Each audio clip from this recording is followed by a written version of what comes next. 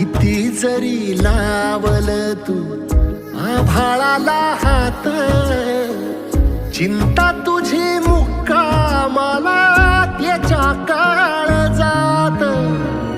वाचतेच्या डोळ्यातली कधी कासावेशी, तुझ्या पायी राबान मी हाय त्याची खुशी र, हाय त्याची खुशी.